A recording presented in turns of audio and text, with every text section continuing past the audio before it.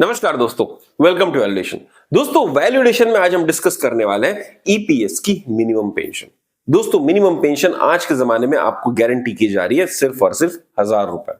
लेकिन लोगों की डिमांड है कि इस मिनिमम पेंशन को बढ़ाकर कर देना चाहिए 7500 रुपए प्लस डीए। और सिर्फ इतना ही नहीं, लोग चाहते हैं कि इस पेंशन के साथ साथ मेडिकल बेनिफिट्स भी दिए जाए, क्योंकि मैक्सिमम लोग जो रिटायर हो चुके हैं वो 60 प्लस हो चुके हैं और 60 प्लस के बाद में मेडिकल प्रॉब्लम्स बहुत आती है और इसीलिए कुछ मिनिमम मेडिकल फैसिलिटीज भी लोगों को दी जानी चाहिए। इस तरह से डिमांड की जा रही है और ये डिमांड का लीडरशिप कौन कर रहा है? इस डिमांड का लीडरशिप किया जा रहा है नेशनल एजुकेशन कमेटी, जो दिल्ली में बैठकर सालों से धरना दे रही है। अब दोस्तों मुद्दा यह है कि डिमांड तो की जा रही है, पर सरकार का इसके ऊपर रिस्पांस क्या है? अब इसी रिस्पांस को जानने के लिए आज मैं आपके सामने लाऊंगा कुछ ऑफिशियल डॉक्यूमेंट, जहां पर सरकार ने बहुत अपना क्लियर स्टांस यहां पर बताया है। 15 दिसंबर 2025 को श्री राजेश रंजन, जो कि पप्पू यादव के नाम से भी जाने जाते हैं और वो बिहार के पूर्णिया सीट से मेंबर ऑफ पार्लियामेंट है, तो दोस्तों राजेश रंजन जी ने एक अनस्टार्ड क्वेश्चंस की लिस्ट पार्लियामेंट को दी थी, जिसके बेसिस पर मिनिस्टर को रिप्लाई करना होता है। अब यहां पर मिनिस्टर कौन होगा? Ministry of labour and employment, क्योंकि ईपीएस जो है ये ministry of labour and employment के अंडर आती है और इसीलिए ये जो सवाल का आंसर देना है ये किसी ना किसी मिनिस्टर को या जूनियर मिनिस्टर को आके देना है। और दोस्तों ये सवाल का आंसर सरकार ने दिया है, तो उन्हीं सवालों को देखेंगे, उनके आंसरों को देखेंगे, फिर उससे हम क्या समझ सकते हैं और उसके ऊपर क्या बातचीत की जा सकती है, क्या डिस्कशन किया जा सकता है, आज इस वीडियो में देखेंगे। तो दोस्तों आज के इस वीडियो को आखिरी तक जरूर देखिएगा, क्योंकि ये वीडियो हर उस ईपीएस पेंशनर को एप्लीकेबल हो जाता है जो ये उम्मीद लेके बैठा हुआ है कि मिनिमम पेंशन को बढ़ाकर कर दिया जाएगा 7500 प्लस डीए। तो चलिए दोस्तों शुरू करते हैं आज का ये वीडियो।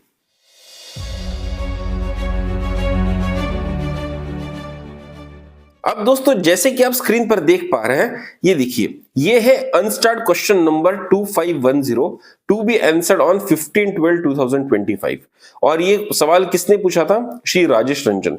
अब दोस्तों इस सवाल का जो टॉपिक था वो था action on demand of EPS 95 pensioners और जो सवाल यहां पर पूछे गए थे वो थे, will the ministry of labour and employment be please to state the reasons for the delay in increasing the minimum pension of employees pension scheme from rupees 1000 to a respectable amount of rupees 7500 plus dearness allowance with free medical facilities and implementing the pension fixation as per the decision of Honorable Supreme Court dated 4/10/2016 and 4/11/2022।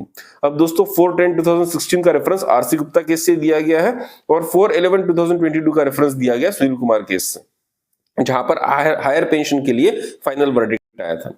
जो दूसरा सवाल इन्होंने पूछा वो है, whether the government is aware that around 78 lakh EPS pensioners across the country are facing severe financial crisis in their old age and have been demanding justice from the government by staging peaceful agitations for years, and many old age pensioners died during the agitation, and if so the details thereof।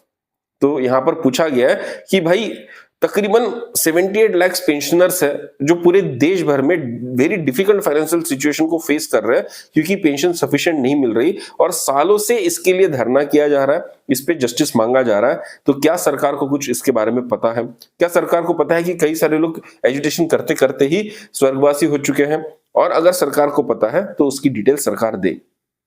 तीसरा सवाल यहां पर पूछा गया है, whether the government expedite action on the demand of EPS 95 National Education Committee and fixed timeline for increasing minimum pension to 7500 family pension along with medical facilities, and if so the details thereof। तो सरकार जो यहाँ पर MP ने question पूछा है वो ये है कि क्या जो नेशनल एजुकेशन कमेटी डिमांड कर रही है उसका जो डिमांड है उसके ऊपर सरकार कुछ फास्ट एक्शन लेने की बात कर रही है और मिनिमम पेंशन को 7500 बढ़ाने की बात चल रही है या नहीं चल रही है। अब दोस्तों ये जो सवाल यहां पर पूछा गया है ये अनस्टार्ड सवाल है। जब पार्लियामेंट में सवाल पूछे जाते हैं तो दो तरह के पूछे जाते हैं, एक होता है स्टार्ट सवाल, दूसरा होता है अनस्टार्ट सवाल। जो स्टार्ट सवाल होता है वो ओरली पूछा जाता है या राइटिंग में पूछा जरूर जाता है, लेकिन इसका जो आंसर मिनिस्टर को देना होता है वो देना होता है ओरल फॉर्मेट में और इसके फिर सप्लीमेंट्री क्वेश्चंस भी पूछे जा सकते हैं। मतलब कि जो भी आंसर मिनिस्टर ने दिया उससे अगर जो सवाल पूछने वाला है वो खुश नहीं है तो आगे जाके और काउंटर सवाल पूछ सकता है। लेकिन अनस्टार्ड सवाल क्या होते हैं दोस्तों कि राइटिंग में क्वेश्चन पूछे जाता है और उसका आंसर भी राइटिंग में दिया जाता है और इसमें सप्लीमेंट्री क्वेश्चंस अलाउड नहीं होते। तो यहाँ जो भी आंसर सरकार देगी उसके ऊपर जाके और सवाल नहीं पूछे जा सकते। अगर पूछने तो आपको अलग से एक और क्वेश्चन की लिस्ट देनी पड़ेगी जो आप सरकार को अलग से पूछ सकते हो। तो आइए देखते हैं कि यहां पर मिनिस्टर ने क्या आंसर दिया। अब यहां पर जो मिनिस्टर है सुश्री शोभा करंडलाजे, इन्होंने आंसर दिया है और पूरे तीनों सवालों का मिलके एक साथ आंसर दिया है। ये कहते हैं the EPS 1995 is a defined contribution defined benefit social security scheme. The corpus of employees pension fund is made up of first contribution by employer at 8.33% of wages and contribution from central government through budgetary support at 1.16% of wages up to an amount of 15,000 per month. All benefits under the scheme are paid out of such accumulation. The fund is valued annually as mandated under paragraph 32 of EPS 1995 and as per the valuation of the fund as on 31/3/2019 there is an actuarial deficit. तो दोस्तों यहां पर सरकार कह रही है कि EPS जो है वो डिफाइंड कंट्रीब्यूशन और डिफाइंड बेनिफिट स्कीम है। आपसे डिफाइंड तरीके से कंट्रीब्यूशन लिया जाएगा और आपको फिक्स्ड बेनिफिट आपको दिया जाएगा। और ये कहां से आता है? जो एम्प्लॉयर कंट्रीब्यूशन पीएफ में जाता है उसका 8.33% निकालकर ईपीएस में डाल दिया जाता है। उसके अलावा सरकार 1.16% का भी कंट्रीब्यूशन देती है, पर वो देती है सिर्फ और सिर्फ सीलिंग ऑफ 15,000 रुपीज के ऊपर और वो भी फंड में जाता है। इन सब फंड से जो फंड एक्यूमुलेट होता है उसको इन्वेस्ट करके फाइनली कुछ पैसा कमाया जाता है और उस पैसे को पेंशन के फॉर्म में दिया जाता है। और जो फंड बनता है उसका हर साल ईपीएस 1995 एक्ट के तहत एक मैंडेशन है कि भाई हर साल उसका एक वैल्यूएशन करना होता है। कुछ एक्चुअरीज को अपॉइंट किया जाता है और उसका वैल्यूएशन किया जाता है और जो एक्चुअल वैल्यूएशन आता है उसके बेसिस पर ही डिसाइड किया जाता है कि फंड में पैसा ज्यादा है या कम है। और 31/3/2019 की अगर बात करें तो उस डेट के हिसाब से फंड में एक्चुअल डेफिसिट है, मतलब कि फंड में पैसा ऑलरेडी कम है तो बढ़ाकर कहां से देंगे। चलिए देखते हैं आगे क्या बोलते हैं। However, the government is providing a minimum pension of ₹1,000 per month to the pensioner under EPS 1995 by providing budgetary support, which is in addition to the budgetary support of 1.16% of wages provided annually towards EPS to EPFO. Further, a high empowered monitoring committee considered the issue of dearness allowance under EPS 1995 and recommended inter alia that linking the pension admissible under EPS 95 with cost of living index is not feasible in the view of actuarial position of the fund. दोस्तों सरकार यहां पर कह रही है कि minimum pension already 1,000 रुपए की दी जा रही है और ये जो मिनिमम पेंशन दी जा रही है इसके लिए चाहिए बजटरी सपोर्ट। और ये बजटरी सपोर्ट वो जो 1.16% सरकार दे रही है उसके ऊपर जाकर यहां पर सरकार दे रही है, ऐसा इनका कहना है। इसी के साथ साथ एक हाई एम्पावर्ड कमिटी बनाई गई थी जिसने इस सवाल को बहुत डिटेल में स्टडी किया है और उन्होंने बताया है कि मिनिमम पेंशन को कॉस्ट ऑफ लिविंग के साथ में नहीं जोड़ा जा सकता क्योंकि फंड की वैसी हालत नहीं है। अब कॉस्ट ऑफ लिविंग का मतलब होता है डियरनेस अलाउंस। अगर डियरनेस अलाउंस के साथ नहीं जोड़ा जा सकता तो ये गवर्नमेंट का यहाँ पर स्टांस है। आगे सरकार कहती है EPFO has taken action to implement the directions contained in the Honorable Supreme Court judgment dated 4/11/2022 in a time-bound manner. An online facility was provided and a total of 17.49 lakh applications for validation of joint options were successfully submitted by pensioners members till last date, that is 11/7/2023, out of which around 15.24 lakh applications were forwarded by employers to EPFO till last date, that is 31/1/2025, and as on 24/11/2025, nearly 99% of applications received in EPFO have been processed. अब दोस्तों जो supreme court judgement की बात की थी RC Gupta की और सुनील कुमार की, तो यहां पर मिनिस्टर क्लियर कहते हैं कि भाई हमने उसके ऊपर एक्शन ले लिया। हमने एक विंडो ओपन किया था जहां पर जॉइंट ऑप्शन फॉर्म लोगों ने भरे। जॉइंट ऑप्शन फॉर्म भरने के बाद में तकरीबन 17.49 लाख जो एप्लीकेशन थे, 17.5 लाख एप्लीकेशन ईपीएफओ के पास आए। उसमें से तकरीबन 15.5 लाख एप्लीकेशन एम्प्लॉयर ने फॉरवर्ड किए और उसमें से 24 नवंबर 2025 तक ईपीएफओ ने 99% एप्लीकेशन प्रोसेस कर दिए हैं, ऐसा सरकार का कहना है और ये सरकार ने आंसर दिया है राइटिंग में। अब दोस्तों सरकार ने जो जवाब दिया इसका थोड़ा सा एनालिसिस करते हैं। पहली बात, सरकार ने क्लियरली बोल दिया 1,000 रुपए से बढ़ के कुछ भी नहीं मिलने वाला। कॉस्ट ऑफ लिविंग के साथ तो हम बिल्कुल भी एसोसिएट नहीं करने वाले, मेडिकल बेनिफिट्स तो भूल जाओ। और ये हम क्यों नहीं कर पा रहे, उसके 2-3 रीजन उन्होंने दिए। पहला जो रीजन ये बोला है कि सरकार ओवर एंड अबव 1.16% जाकर बजटरी सपोर्ट देती है, इसलिए मिनिमम पेंशन दी जा रहे हैं। इस सवाल को एक्चुअली और खींचने की जरूरत है। इसके लिए एक्चुअली ऐसा सवाल चाहिए जिसके ऊपर सप्लीमेंट्री क्वेश्चंस पूछे जा सके। It should be a starred question.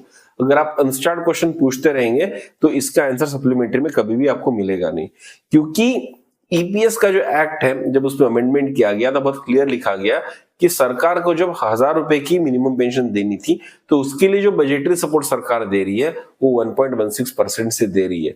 और सरकार अगर ओवर एंड अबाउ जाके यहाँ पर और कुछ कंट्रीब्यूशन कर रही है तो वो कितना कर रही है ये पूछने की बहुत जरूरत है, क्योंकि जहां तक हमको पता है कोई भी एक्स्ट्रा कंट्रीब्यूशन नहीं हो रहा है ओवर एंड अबाउ दैट 1.16%, और उसी से 1000 रुपए की जो मिनिमम पेंशन दी जा रही है वो मैनेज की जा रही है। जो दूसरा सवाल यहां पर उठता है कि ईपीएस एक्ट मैंडेट करता है हर साल फंड का वैल्यूएशन करना। जो ईपीएस का फंड होता है उसका हर साल वैल्यूएशन होना चाहिए और उसके बाद ये डिसाइड किया जा सकता है कि वो फंड प्लस में है या वो फंड माइनस में है। इस सवाल का आंसर देते हुए मिनिस्टर ने कहा है कि साल 2019 में, मतलब कि 31 मार्च 2019 में फंड एक्चुअल डेफिसिट में है, इसलिए हम मिनिमम पेंशन को नहीं बढ़ा सकते। तो भाई अगर आपको हर साल फंड का वैल्यूएशन करना मैंडेटेड है तो फिर लास्ट 6 साल से आप क्या कर रहे थे? अगर 2019 के फिगर्स पे हमको बात करनी है तो 2025 में सवाल पूछना ही क्यों है? फिर तो 2019 में जो आंसर दिया था उसी पे हम शांत रह जाएंगे। भाई 2019 के बाद भी तो फंड का वैल्यूएशन हुआ होगा, वो फिगर क्यों नहीं दिया जाता? सरकार उस फिगर को क्यों दबा कर रख रही है? ये सवाल हमको पूछना जरूरी है। क्या 2019 के बाद वो फंड प्रॉफिटेबल हो गया था? क्या वो फंड का अगर फिगर बता दिया जाएगा तो शायद मिनिमम पेंशन उठाने का जो दावा लोगों का है वो और मजबूत हो जाएगा। इसलिए सरकार 2025 का फंड का वैल्यूएशन नहीं बता रही। चलो 2025 का नहीं बता रही, 22 का बता दो, 23 का बता दो, 24 का बता दो, वो वैल्यूएशन क्यों नहीं बताया जा रहा है? जब भी ये सवाल उठता है तो हमेशा एक्चुअल वैल्यूएशन बताया जाता है साल 2019 का। तो भाई ऐसा क्या हुआ साल 2019 के बाद में जिसके बाद में फंड का या तो वैल्यूएशन नहीं किया गया और वैल्यूएशन किया गया तो उसको बताया नहीं जा रहा? क्योंकि जैसे ही अगर किसी भी साल में वो फंड प्लस में आ गया होगा और अगर वो फंड पॉजिटिव रिटर्न्स दिखा रहा है तो फिर लोग बोलने लगेंगे कि भाई ईपीएस जो है एक वेलफेयर स्कीम है, ये कोई प्रॉफिट मेकिंग स्कीम तो है नहीं। और अगर फंड प्लस में आ गया तो फंड सरकार अपने पास रख नहीं सकती, उसको वेलफेयर तौर पर बांटना चाहिए। और फिर ये हायर पेंशन की जो डिमांड है दोस्तों, और या मिनिमम पेंशन को जो हायर करने की डिमांड है दोस्तों, ये एक्चुअली वैलिड लगने लग जाएगी। और इसीलिए शायद सरकार करंट फिगर्स नहीं बता रही। तो मेरी सरकार से गुजारिश है कि बहुत ट्रांसपेरेंट होके वो फिगर्स बता दे। उसमें ऐसा क्या है भाई, लोगों का पैसा है, पब्लिक फंड है, पब्लिक वैल्यूएशन होता है, पब्लिक वैल्यूएशन पब्लिक को पता होना चाहिए। उसके बाद अगर आप ये बोल देंगे कि फंड सही नहीं है, फंड की वैल्यू कम है, तो हम मान लेंगे, उसमें कौन सी दिक्कत है। लेकिन अगर आप फंड की वैल्यू बार बार 2025 के सवाल को भी 2019 का ही रेफरेंस देते रहेंगे तो फिर यहां पर सवाल उठाने वाली बात बन जाती है। तो मेरी एमपी से फिर से गुजारिश रहेगी कि अगले बार जब सवाल उठाए तो क्लियरली पूछे कि फंड का 2025 का जो वैल्यूएशन है एज ऑफ डेट वो क्या है, और उसके बाद दोस्तों फिर हायर पेंशन या मिनिमम पेंशन का सवाल उठाए, वरना सरकार तो गोल गोल घुमाने में माहिर है।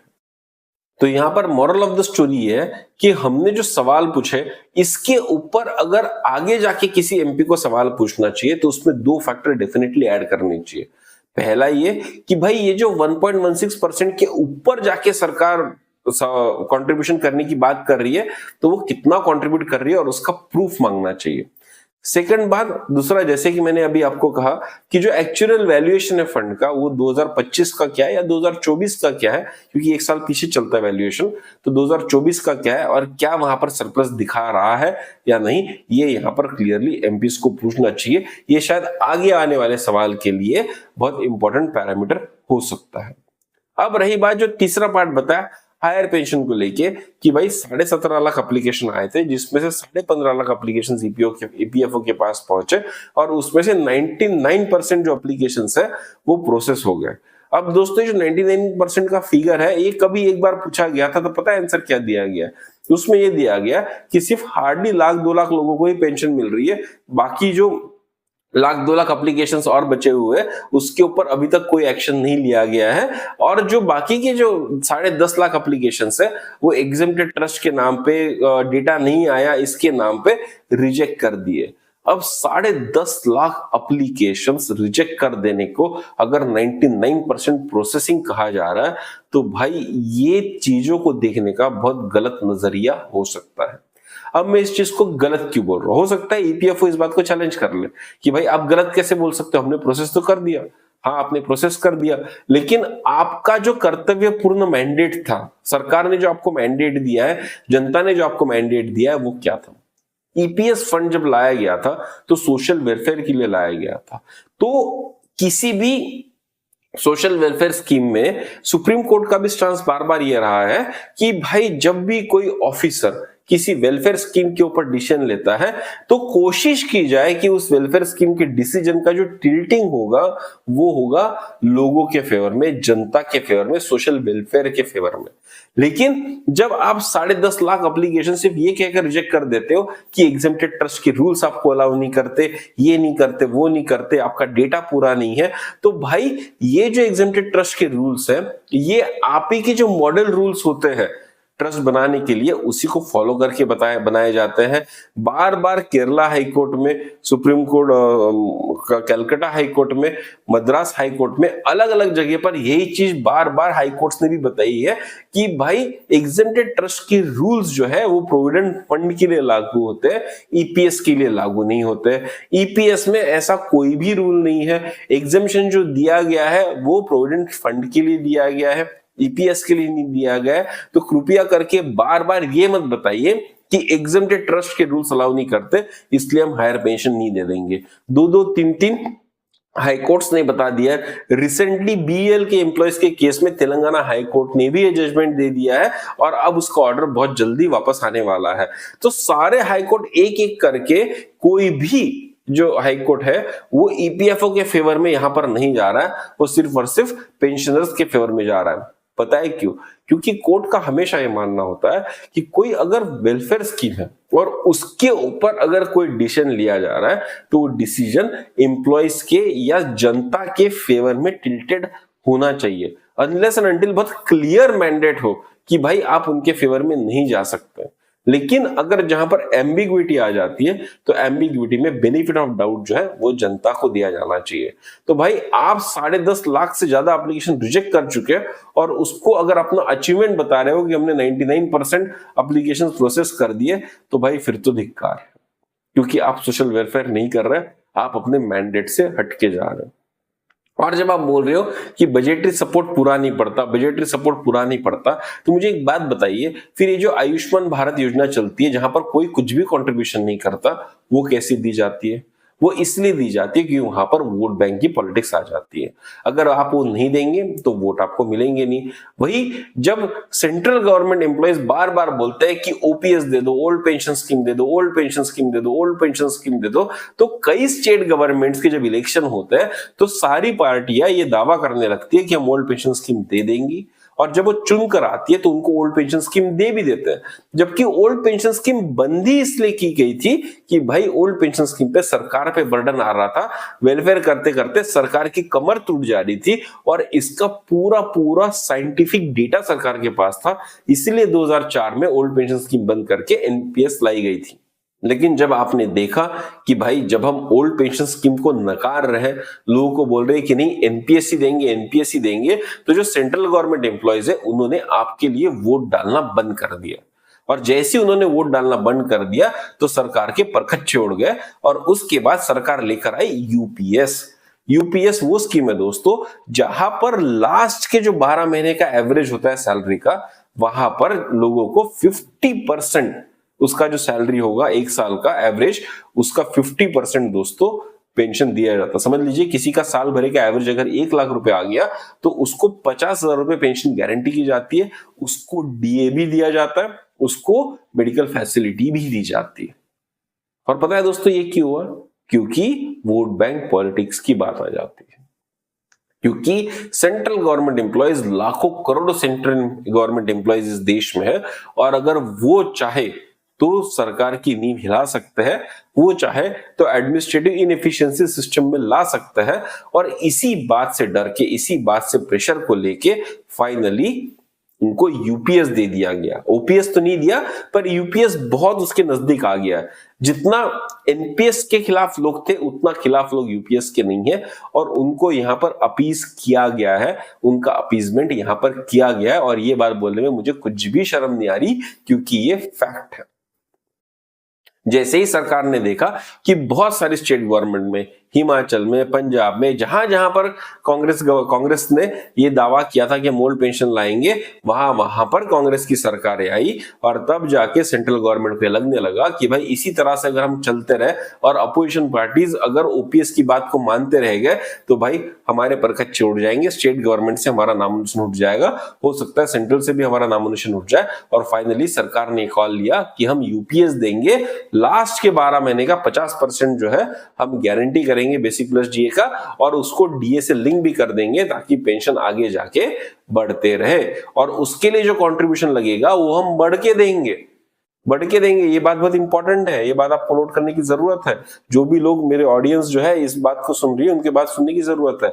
जब एनपीएस होता था तो एम्प्लॉय कंट्रीब्यूशन होता था 10% का, सरकार डालती थी 14% का एडिशनल, मतलब 24% का कंट्रीब्यूशन आता है। और इसीलिए एनपीएस में डीए लिंक नहीं हुआ करता था। एनपीएस जो एक फिक्स मिलती थी वो फिक्स मिल जाती थी। लेकिन जब यूपीएस में डीए लिंक कर दिया गया, तो पता है सरकार ने कितना कंट्रीब्यूशन किया? सरकार ने कंट्रीब्यूशन बढ़ा दिया 10+10+8.5%। मतलब ये जो 8.5% है, ये सरकार एडिशनल डालती है। अगर एनपीएस से कंपेयर करूं तो एनपीएस में 24% का टोटल कंट्रीब्यूशन आता था एम्प्लॉयर सरकार का मिलके, लेकिन यूपीएस में 28.5% का कंट्रीब्यूशन आता है।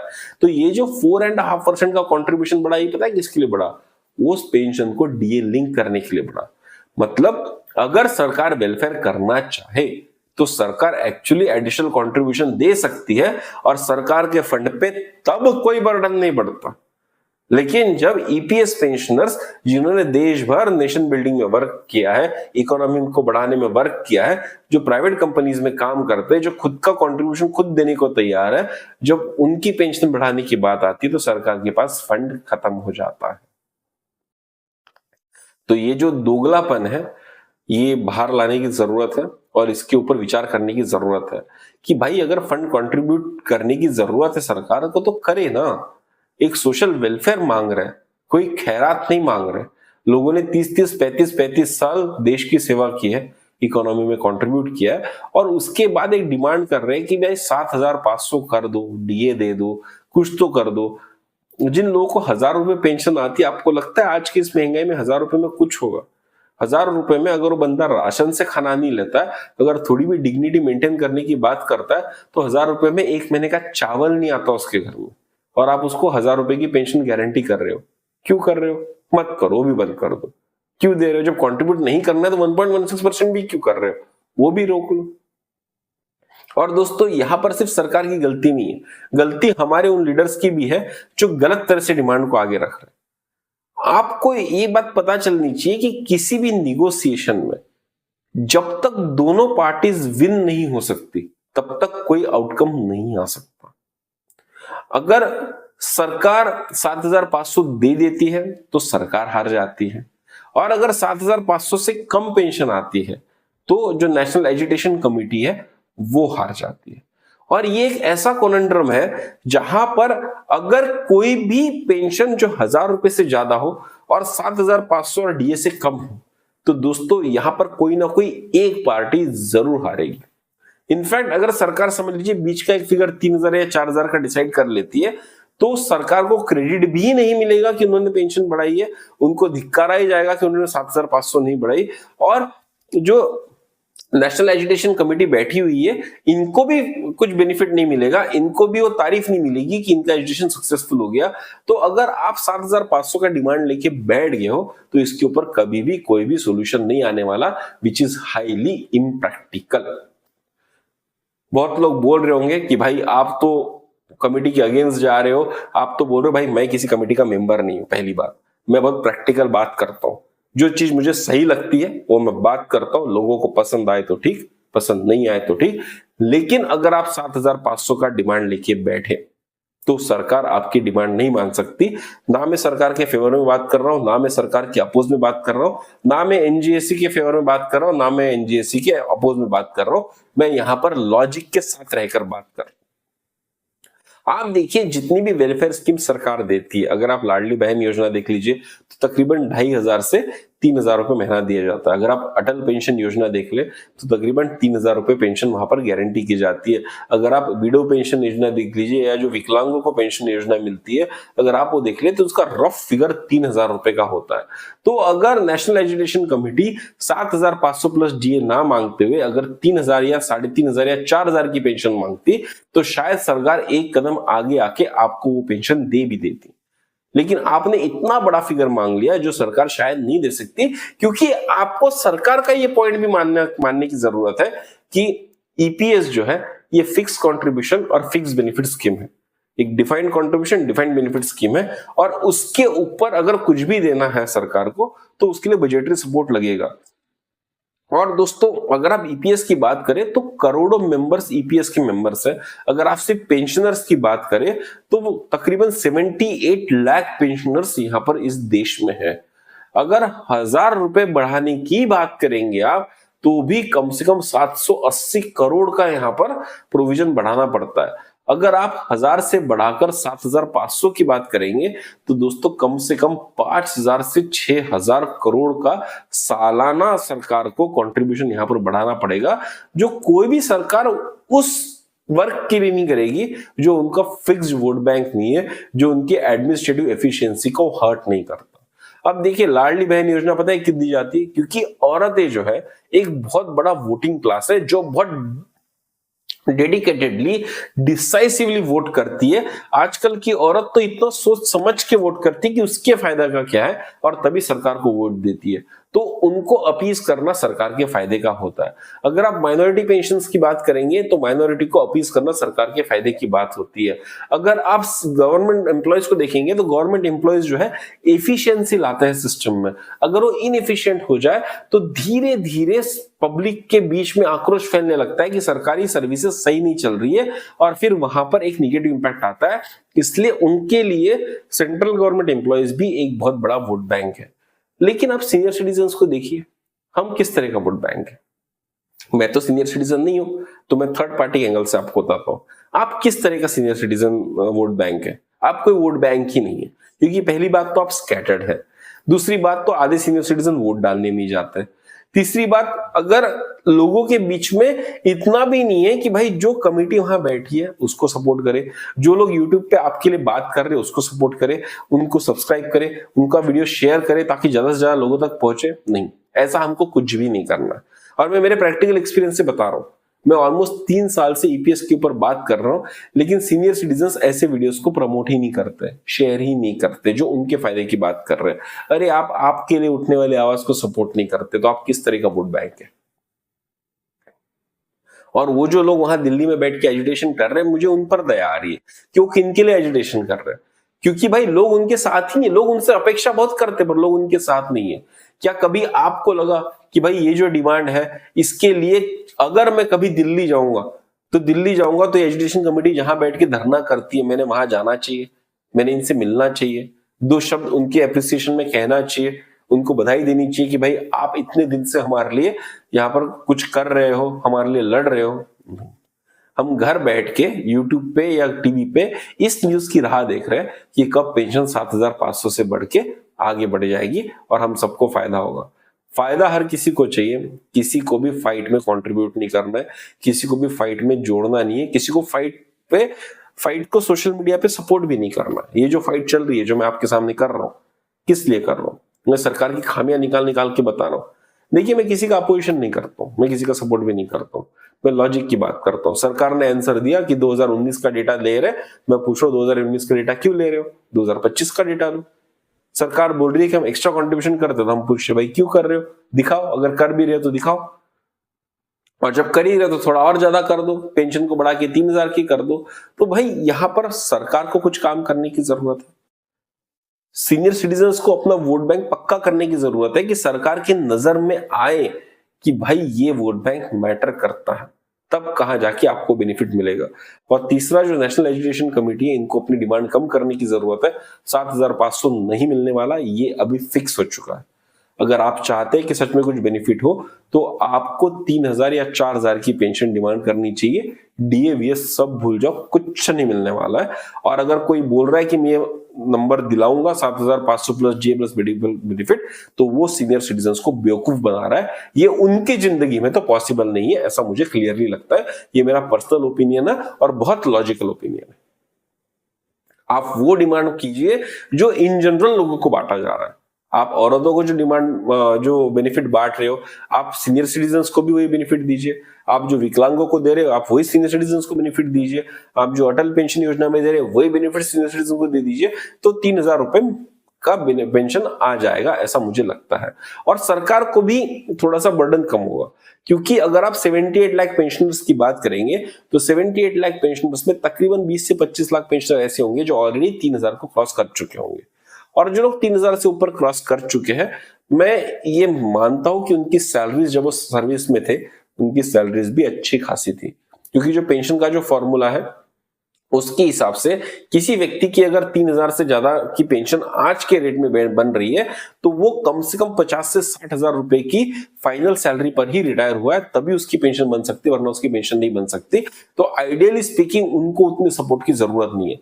लेकिन जिनकी भी 3,000 से नीचे की पेंशन बन रही है, या जिनकी 1,000 रुपए पेंशन बन रही है, वो लोग हैं जो 10-10 हजार या 15-15 हजार रुपए की बेसिक पर रिटायर हुए थे, उससे ज्यादा की बेसिक पर रिटायर नहीं हुए थे।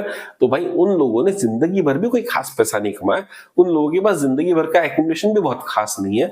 तो उन लोगों को एक्चुअली सपोर्ट की जरूरत है। और उनके लिए अगर 1,000 रुपए से पेंशन बढ़ के 3,000 रुपए हो जाए, तो उनको शायद थोड़ा बहुत फायदा होगा। तो ये एनएसी को सुनने की जरूरत है। मेरे ये पर्सनल व्यूज है और मैं चाहता हूं कि एनएसी इसके ऊपर सोचे। बस लोगों को बेवकूफ ना बनाते रहे कि 7,500 आ जाएगा, 7,500 आ जाएगा। अरे झूठी उम्मीद देना बंद करो, सही सही उम्मीद दो, सही सही उसके ऊपर कार्रवाई करो, तो आएगा। क्योंकि जैसे आप 3,000 की डिमांड करेंगे, मुझे पूरा भरोसा सरकार मान लेगी, क्योंकि सरकार के पास कोई लॉजिक नहीं बचेगा इसको रिफ्यूट करने का। जैसे मैंने बताया, ऑलरेडी योजनाएं दी जा रही है 3,000 रुपए की, सरकार दे देगी। और ये विन विन सिचुएशन होगी सरकार के लिए भी कि भाई एनएसी गई, 3,000 का डिमांड किया और 3,000 पास हो गया। तो एनएसी भी कह सकते कि हम जीत गए, सरकार भी कह सकती कि देखो हमने कितना अच्छा काम किया। लेकिन 7,500 का फिगर तो कभी आने नहीं वाला, और सरकार उससे कम कुछ भी अगर दे देगी तो ना एनएससी खुश होगी, ना सरकार को कुछ क्रेडिट मिलेगा। और सरकार बिना क्रेडिट के कुछ भी नहीं करेगी। जब तक पेपर में हेडलाइन नहीं बनती, तब तक सरकार कोई काम नहीं करती। ये बात आपको समझने की जरूरत है। It is a media game, it is a popularity game. और सीनियर सिटीजन्स है, मैं उनसे गुजारिश करूंगा कि कभी अगर आप दिल्ली घूमने जाओ, तो भाई नेशनल एजुकेशन कमेटी जहां पर धरना करती है, वहां पर जाके 5 मिनट आप भी उनके साथ बैठिए, अपना जिंदगी का 5 मिनट वहां पर कंट्रीब्यूट कीजिए। क्योंकि सिर्फ हक मांगने से नहीं होता, हक मांगने की लड़ाई में पार्टिसिपेट भी करना होता है। अगर वहां नहीं जा पा रहे, तो बहुत कम यूट्यूबर है जो ईपीएस पेंशनर्स के लिए कुछ वीडियो बनाते हैं, उसमें से एक मैं हूं, और मुझे लगता है शायद मैं अकेला ही हूं। तो भाई अगर आपको चाहिए कि ऐसी आवाजें उठते रहे, तो भाई इस YouTube चैनल को सब्सक्राइब कीजिए, ऐसे वीडियोस को शेयर कीजिए, इस वीडियो के साथ एंगेज हुई है। कमेंट में बताइए कि आप क्या सुनना चाहते हैं, आपका मत क्या है। तभी दोस्तों हम इस लड़ाई में कुछ तो कंट्रीब्यूट दे पाएंगे। अगर आपको ये कुछ भी नहीं करना है, तो फिर चुपचाप सो जाइए। मत कीजिए अपेक्षा सरकार से कि सरकार कुछ कीजिए, मत कीजिए अपेक्षा कि नेशनल एजुकेशन कमेटी कुछ कीजिए। क्योंकि जो आदमी खुद की मदद नहीं कर सकता, उसकी कोई मदद इस दुनिया में नहीं करता। अगर आप एक सब्सक्राइब का बटन तक नहीं दबा पा रहे, अगर आप एक कमेंट तक नहीं डाल पा रहे, तो फिर आप खुद की मदद क्या, आप किसी की मदद करने लायक नहीं है। तो फिर आपको बेनिफिट नहीं मिलेगा। शब्द मेरे हार्श है, और अगर आपको चुभ रहा है तो चुभने चाहिए। क्योंकि जब तक आप अनकंफर्टेबल नहीं होंगे, तब तक आप जागेंगे नहीं, और जब तक आप जागेंगे नहीं, हम एक सीरियस वोट बैंक नहीं होंगे। और जब तक हम एक सीरियस वोट बैंक नहीं होंगे, तब तक हमारे लिए कोई बेनिफिट ये सरकार नहीं देने वाली। तो दोस्तों, हो सकता है कि मेरे वचन थोड़े से कड़वे हो सकता है कि मेरे एनालिसिस में कोई फ्लॉ हो। अगर आपको लगता है तो कमेंट में बताइए, सुनूंगा मैं आपकी बात। और अगर आपको लगता है कि मेरे विचार सही है, तो भी कमेंट में बताइए। चलिए, उतना ही सपोर्ट मुझे हो जाएगा। आज तक अगर आपने सब्सक्राइब नहीं किया तो सब्सक्राइब कर दीजिए, उससे थोड़ा बहुत बेनिफिट हो जाएगा। सी आप सब्सक्राइब नहीं भी करेंगे तो कुछ कुछ वीडियोस तो मैं बनाते ही रहूंगा, लेकिन कुछ दिन बाद जब मुझे लगता है कि लोगों का इंटरेस्ट खत्म हो जाएगा तो धीरे धीरे ये लड़ाई खत्म हो जाएगी। धीरे धीरे मैं भी शायद किसी और टॉपिक की तरफ बढ़ जाऊंगा और फिर होगा ये कि एकमात्र आवाज जो आपके लिए उठ रही है वो भी शायद धीरे धीरे बंद हो जाएगी। क्योंकि क्या होता है, जब किसी को ऐसा कंटेंट चाहिए ही नहीं तो कंटेंट बना के फायदा क्या, और किसी को अगर ऐसा कंटेंट चाहिए तो उसको बताना होगा कि मुझे कंटेंट चाहिए, सब्सक्रिप्शंस बढ़ने चाहिए, कमेंट्स आने चाहिए, वीडियो शेयर होने चाहिए।